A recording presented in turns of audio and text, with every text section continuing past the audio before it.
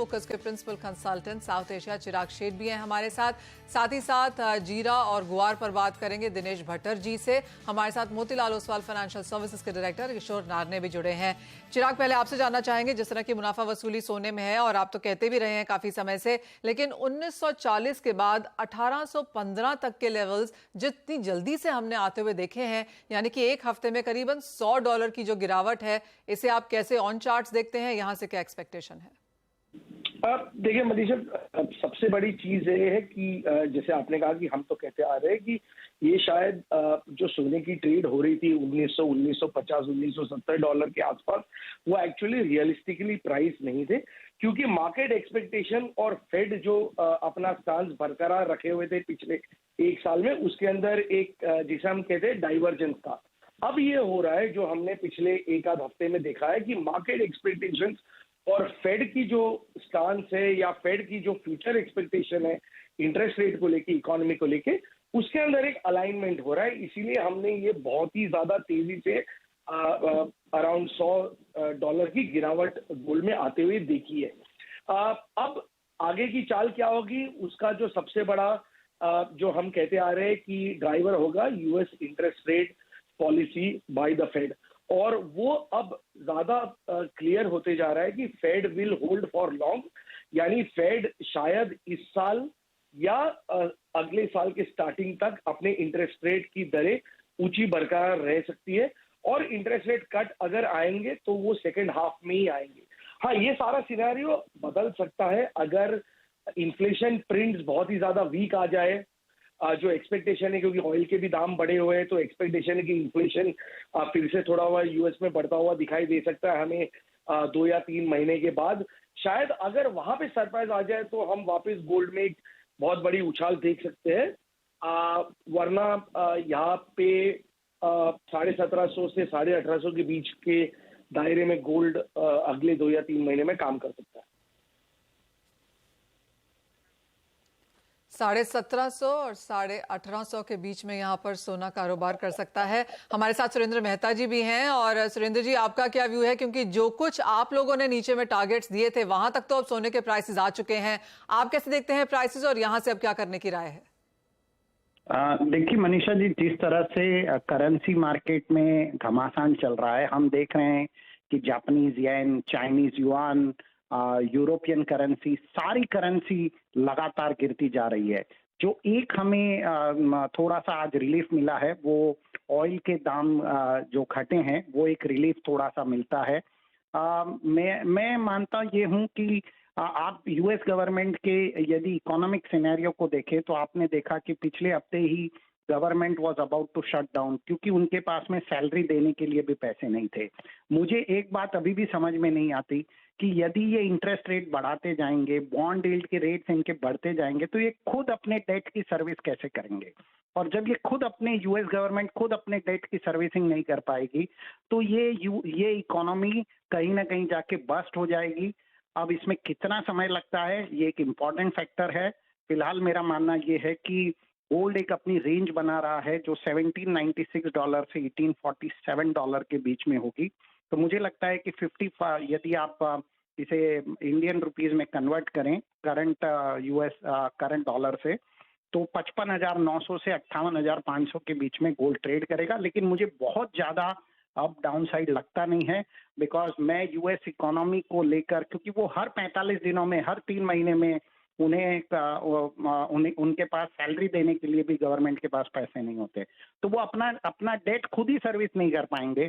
तो मुझे लगता है कि बहुत ज्यादा डिप की एक्सपेक्टेशन गोल्ड में नहीं करनी चाहिए। चिराग, इस समय इन्वेस्टर्स क्या कर रहे हैं जो ऑलरेडी पोजीशंस होल्ड करते हैं in various forms in gold? कुछ घबराहट है, बाइंग कर रहे हैं डिप्स पे, और साथ ही नए इन्वेस्टर्स को क्या करना चाहिए जो अपॉर्चुनिटी की वेट कर रहे हैं? और बेहतर मौके मिलेंगे या यहीं पर एंट्री लेना सही है? देखिए दीपाली, यहाँ पे 2 टाइप की इन्वेस्टर्स की बात करनी पड़ेगी। जैसे हम अगर ईटीएफ या जो फंड्स की बात करें, वो जो निवेशक है जिन्होंने काफी टाइम से सोने को पकड़ के रखा था और वो नहीं बेच रहे थे, इसलिए सोने में एक गिरावट भी नहीं आ रही थी। अब ये हुआ है कि पिछले 2-3 हफ्तों में की तरफ से काफी हद तक सेलिंग जरूर आया हुआ है। हम देखें तो बीच में न्यूज आई थी कि ईटीएफ्स में भी आउटफ्लो हुए और जो प्रोफेशनल इन्वेस्टर्स है, जो हेज फंड्स है, उनमें भी सेलिंग जरूर आए। हम सीएफटीसी डेटा जैसे नेक्स्ट वीक रिलीज हो गया आपको दिखाई देगा कि वहां पे काफी हद तक सेलिंग आया। फिजिकल इन्वेस्टर्स जो थे उन्होंने एक्चुअली अभी भी पार्टिसिपेट नहीं किया था। अब जो सुनने में आ रहा है कि फिजिकल इन्वेस्टर फिर से अब मार्केट में आ रहे हैं क्योंकि गोल्ड के दाम $1800 की तरफ आ गए हैं। अब हमें लगता है कि शायद अगर गोल्ड यहाँ से भी और $40-50 गिरेगा तो ये बहुत ही अच्छा शायद भाव होगा। अगर किसी को भी 2-3 ईयर का व्यू हो जो थोड़ा बहुत और डाउनसाइड डाइजेस्ट कर सकता है, उसके लिए काफी अच्छे एंट्री पॉइंट्स होंगे। All right. जिस तरह से हमने यहाँ पर गिरावट आते हुए देखी और जैसे आपने विश्व में चिंताएं जताई हैं, सोना सेफ हेवन के तौर पर तो बिल्कुल काम नहीं कर रहा। वो सब कुछ हमने डॉलर इंडेक्स में जाता हुआ देखा है। किशोर, आप कैसे देखते हैं? यहाँ से भी सुरेंद्र जी, चिराग को लगता है कि कुछ और गिरावट सोने में देखने को मिल पाएगी? जिस तरह की सेलिंग है, क्या ये ओवरसोल्ड है या फिर आपको लगता है कि यहाँ पर 1800 के स्तर भी टूटते हुए नजर आएंगे बहुत जल्दी?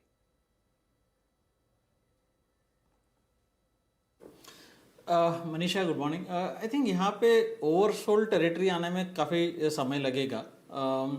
बेसिकली जैसा चिराग ने बोला है कि मार्केट जब भी 0 से अब 5% तक भी इंटरेस्ट रेट्स आ गया था कि गोल्ड में कुछ खास करेक्शन देखने के लिए मिला ही नहीं था। So that what you can say that कि एबनॉर्मलिटी जो था वो मार्केट का एक्सपेक्टेशन था कि जो इन्फ्लेशन टेम्पररी रहेगा एंड इन्फ्लेशन फाइटिंग मैकेनिज्म जो है, जो रेट इंक्रीजेस है, वो टेम्परेरी रहेगा। बट जैसा जैसा ये जो ओपिनियन बदल रहे हैं कि इन्फ्लेशन स्टिकी रह सकता है एंड इंटरेस्ट रेट्स भी स्टिकी रह सकता है, देन उसको लेकर मार्केट अपने आप को रिप्राइसिंग कर रहे हैं। तो फिलहाल के लिए मुझे लगता है कि यहाँ पे जो वीकनेस है वो कंटिन्यू रहना चाहिए। एंड हालांकि लेवल का जो है कि प्रॉब्ली 1750 तक जाएगा, 1780 तक जाएगा, बट गिरावट जो है मार्केट में अचानक आ जाता है। And I think mostly largely ये डिस्काउंटेड है कि आपको 2024 तक तो रेट कट का उम्मीद कम है। सो उतना तक तो डिस्काउंट हो चुका है। सो अगर फर्दर जो एक्सपेक्टेशन है कि यहाँ से ज़्यादा नीचे गिरेगा, यहाँ से $100 और नीचे होगा, वो टिपिकली टेक्निकल बेसिस पे, टेक्निकल फैक्टर्स पे रहेगा। प्रॉब्ली स्टॉप लॉसेस ट्रिगर होंगे, थोड़ा पैनिक हो भी सकता है। ऑलरेडी पैनिक है मार्केट में। तो फिलहाल के लिए आई थिंक शॉर्ट टर्म अगर देखें 56,500 के आसपास थोड़ा बहुत सपोर्ट्स मिल सकता है, एक पुल बैक आ सकता है वहां से। बट फिलहाल के लिए यहाँ पे दोनों गोल्ड एंड सिल्वर में बिकवाली का राय अपनाना चाहिए। मिस्टर मेहता, सिल्वर पर आपके कोई कमेंट्स क्या हैं? पेन तो यहाँ भी क्लियरली विजिबल है। बुलियंस के प्रेशर के साथ साथ मेटल्स की डाउनसाइड भी काम कर रही है सिल्वर के लिए। $20 लाइकली लग रहा है इंटरनेशनल मार्केट्स में। यहाँ से फर्दर पेन कितना दिख रहे हैं?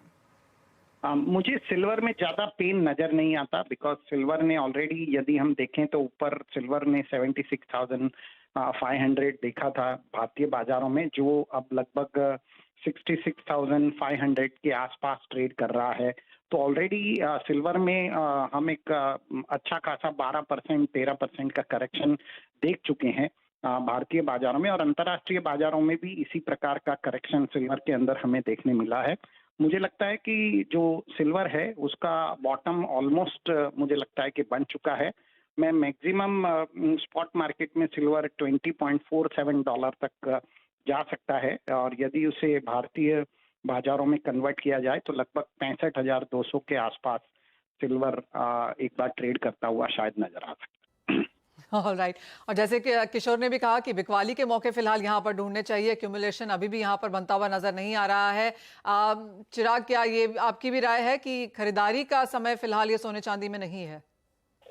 जी हाँ, बिल्कुल। मैं ये जरूर मानता हूँ कि शायद यहाँ से भी अभी भी थोड़ी बहुत डाउनसाइड पॉसिबिलिटी है। सेलिंग अभी शुरुआत हुई है, एक्चुअली और ज्यादा सेलिंग एक्सेंचुएट हो सकता है।